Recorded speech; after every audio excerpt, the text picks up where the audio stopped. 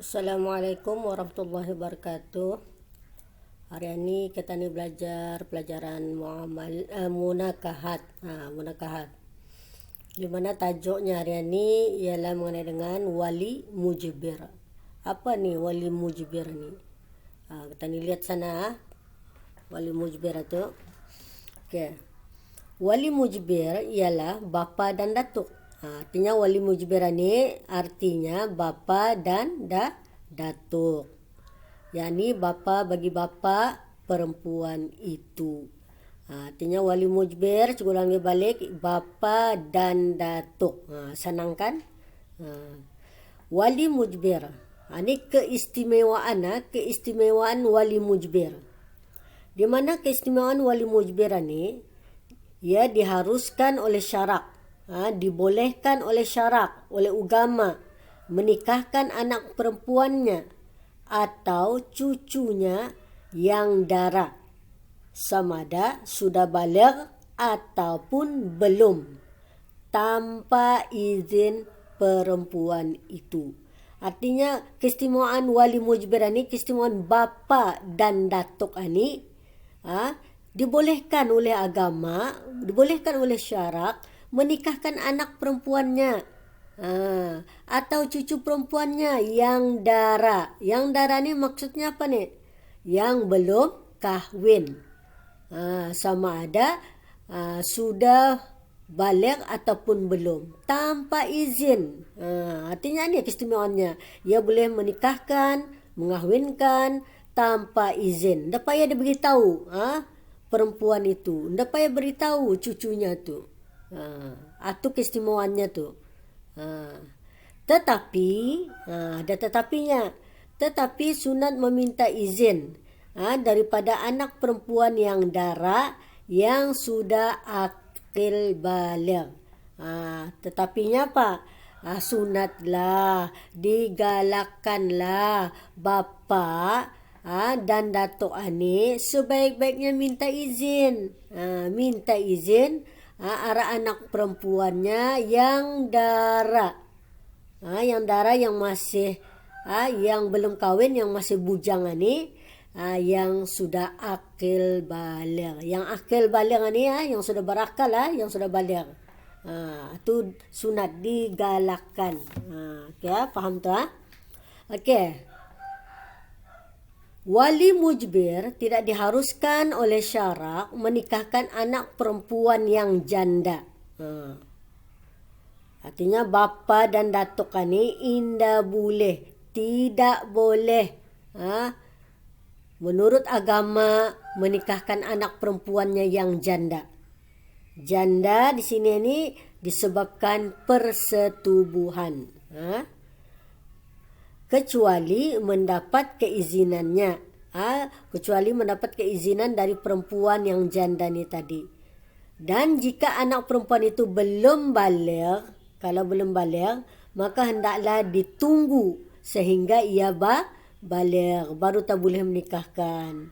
Selagi ia belum baligh, selagi itu ia tidak boleh menikahkan. Kalau anak perempuannya tu janda, yang belum baligh. Kalau yang sudah baligh tu, yang tu mesti minta keizinan lah dulu. Kemudian setelah ia baligh barulah didapatkan keizinannya. Faham tak? Okey, cukup pindah lagi di bawah. Wali mujbir boleh menikahkan anak perempuannya yang dara tanpa izinnya dengan 5 syarat. Artinya wali mujbir boleh menikahkan anak perempuan yang dara tadi tanpa izinnya dengan 5 syarat. Kan tadi cikgu beritahu sini, ia diharuskan oleh syarak menikahkan tanpa izin. Tapi di sini sunat. Sebaik-baiknya sunat minta izin. Ni nah. Tadi lihat syaratnya. Yang wali mujbir menikahkan anak perempuan tanpa izin ni. Yang pertama, 1. Tidak ada permusuhan yang nyata di antara wali mujbir dengan perempuan itu. Artinya bapa dan anak tidak ada permusuhan. Datuk dan cucu tidak ada permusuhan. Itu syarat yang pertama. Kalau menikahkan tanpa izin, tidak ada permusuhan. Yang kedua, tidak ada permusuhan di antara perempuan itu dengan bakal suaminya. Artinya kalau bapaknya akan menikahkan anaknya, pastikannya bakal suami itu tidak ada bermusuhan dengan anaknya. Itu yang kedua syaratnya. Yang ketiga, hendaklah digunakan mahar misal dengan mata wang negeri itu. Mahar misal ini mengikut keturunan keturunan nenek moyang kita ni lah tu. Mahar misal. Okey, yang keempat, hendaklah suami itu sanggup membayar mahar misal tersebut. Jadinya mahar itu hendaklah si suami tadi itu sanggup membayar. Tapi mahar misal ini bukannya mahal sangat. Ya, mahar ini ada dua, mahar misal dan mahar musamma. Jadinya jangan anggap mahar misal ini mahal, indah pelang mahal. Sama juga. Kurang lebih dengan mahar musamma. Kurang lebih. Jadinya kalau sanggup, tidak ada masalah. Yang kelima, hendaklah suami itu kufu dengan perempuan itu. Kufu ini setaraf. Artinya anaknya alim, bakal suaminya pun alim. Itu maksudnya. Artinya kufu ini setaraf, sama level.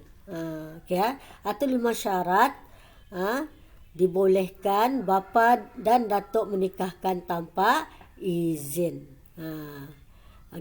Info di sana. Diam, anak dara sesudah diminta izinnya dikira setuju. Kalau anak dara ni yang bujang, yang belum kahwin, kalau diam artinya tanda setuju. Manakala diam janda tidak dikira setuju. Bahkan wajib mendapatkan keizinannya secara terus terang. Kalau janda tidak boleh diam, dia mesti cakap setuju atau tidak setuju. Kalau setuju, itulah dinamakan keizinannya secara terus terang. Itulah tajuk mengenai dengan wali mujbir. Wali mujbir apa tadi? Ingat apa wali mujbir? Wali mujbir bapa dan datuk. Apa keistimewaannya bapa dan datuk ini? Ia boleh menikahkan anak perempuannya yang akil baligh itu tanpa izin. Tapi sebaik-baiknya sunat minta izin. Faham tu? Kita ni beralih tajuk wali hakim. Wali hakim. Apa wali hakim ni? Tadi wali mujbir macam-macam bunyinya, ini wali hakim lagi. Tadi lihat pengertiannya. Orang yang dilantik oleh pihak pemerintah negara Islam, yakni sultan atau ketua negara yang beragama Islam menjadi wali hakim pada mengakadkan nikah perempuan yang berwali hakim. Jika negara yang pemerintahnya bukan beragama Islam, maka wali hakim adalah terdiri dari orang-orang alim, pemimpin-pemimpin dan orang-orang yang terkemuka dari kaum muslimin di tempat itu. Artinya wali hakim ini yang dilantik oleh sultan. Sultan sudah melantik dia menjadi wali hakim. Artinya bagi seorang perempuan, kalau tidak terdapat wali, ia boleh berpindah kepada wali hakim ini.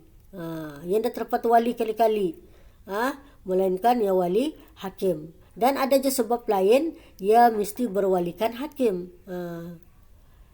Kalau ini negara kita ni negara Islam, sultan tani Islam. Macam mana kalau negara yang bukan Islam? Contohnya Singapura. Singapura ia punya pemerintah Cina. Macam mana? Maka yang dilantik ialah orang-orang yang alim lah. Katakanlah yang dilantik itu menteri agama dorang di sana. Maka menteri agama itulah dijadikan wali hakim. Ataupun kalau ada menteri agama sana, siapa saja yang terkemuka di negeri itu, orang-orang beragama Islam yang terkemuka lah, yang famous di sana tu, maka ia akan dijadikan wali hakim. Itulah pengertian wali hakim. Wali hakim tu ulang balik dilantik. Dilantik tu oleh pemerintah, sultan ataupun ketua negara yang beragama Islam. Tugasnya apa? Tugasnya wali hakim ini Tugas wali hakim ini kerajaannya menjadi wali dalam wilayahnya dalam perkara-perkara berikut. Yang pertama, bagi perempuan yang tidak mempunyai wali dari segi keturunan, yang cikgu tadi, kalau langsung ada wali keturunan, maka ia berpindah kepada wali hakim. Cari wali hakim itu. Yang kedua, apabila wali berpindah dari wali akrab kepada wali hakim.